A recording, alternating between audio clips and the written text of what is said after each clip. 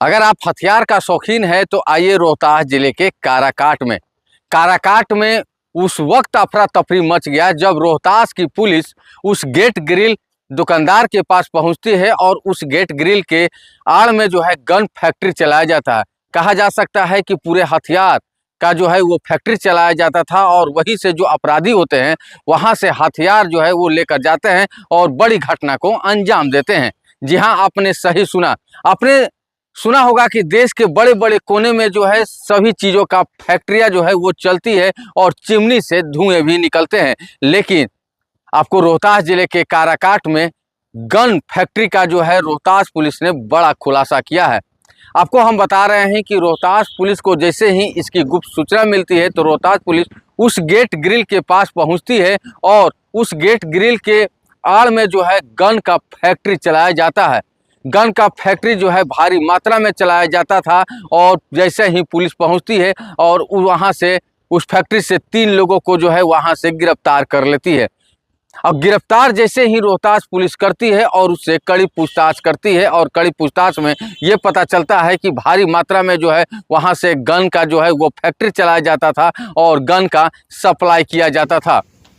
लेकिन इतना ही पर ही नहीं, जब रोहतास पुलिस ने उस गन फैक्ट्री में घुसती है और वहां पे छानबीन करती है तो देखती है कि बड़े बड़े हथियार और बड़े बड़े खोखे, बड़े बड़े कट्टे जो है वहां से सप्लाई किया जाता था और वहां से बनाया जाता था। अपराधी जो है वो आते थे, दूर दूर से अपराधी आते थे और उस गन फैक्ट्री से जो है वो हथियार खरीदते थे और बड़ी घटना को अंजाम देते थे। वही रोहतास के एसपी रोशन कुमार ने आज मीडिया से बात करते हुए उन्होंने बताया है कि हथियार सहित जो है 3 लोगों को गिरफ्तार किया गया है। आपको रोहतास के एसपी रोशन कुमार का आपको हम बयान सुनाएंगे और बताएंगे कि देखिए उस अपराधी से और उस फैक्ट्री से क्या क्या बरामद हुआ है। अवैध हथियार के खिलाफ जो लगातार अभियान चलाया जाता रहा, उसी क्रम में एएसपी विक्रमगंज के द्वारा आज सूचना संकलन के आधार पर यह ज्ञात हुआ कि काराकट थाना क्षेत्र के देव मार्कंडे परसर गांव में रामाशंकर शर्मा और उसका भतीजा सोनू कुमार जो ग्रिल निर्माण का दुकान चलाते हैं, वो दुकान की आड़ में अवैध हथियार की मरम्मती एवं उनका निर्माण करते हैं, तो वहाँ से अवैध हथियार की सप्लाई भी करते हैं। प्राप्त सूचना के आलोक में एएसपी विक्रमगंज के द्वारा एक टीम गठित की गई जिसमें डीआईयू के मेंबर्स, थानाध्यक्ष काराकट, थानाध्यक्ष कछवा की टीम को शामिल किया गया और इनके द्वारा जब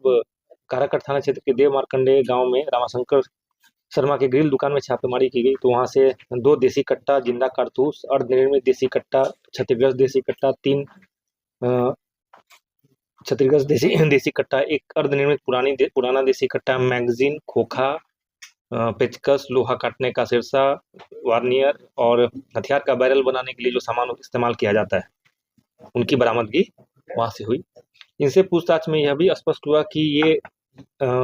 इनका जो एक सहयोगी है वो कछवा थाना क्षेत्र के दनवार गांव का रहने वाला है, शशि सिंह। जब उसके ठिकाने पर छापेमारी की गई और उससे पूछताछ के आधार पर उसकी निशानदेही पर गांव के बगल में एक बगीचे पुआल में रखा हुआ बैरल बनाने के लिए जो रॉड इस्तेमाल किया जाता है इनके द्वारा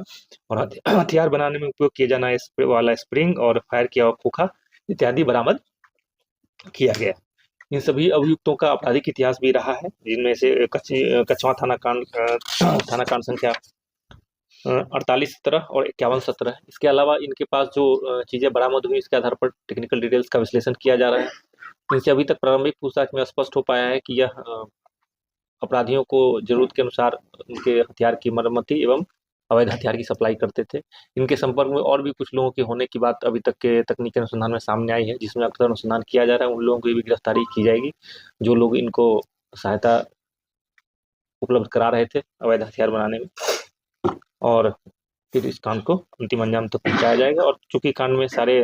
तकनीकी साक्ष्य मौजूद हैं, इसका स्पीड ट्रायल कराकर इसको अपने अंतिम अंजाम तक पहुंचाया जाएगा और जो टीम में शामिल सदस्य हैं जो एसपी विक्रमगंज के नेतृत्व में काम कर रही थी, उनको पुरस्कृत करने के लिए अनुशंसा भी की जाए। क्या लगता है कि कई सालों से, कितने सालों से चल रहा है इसका कोई?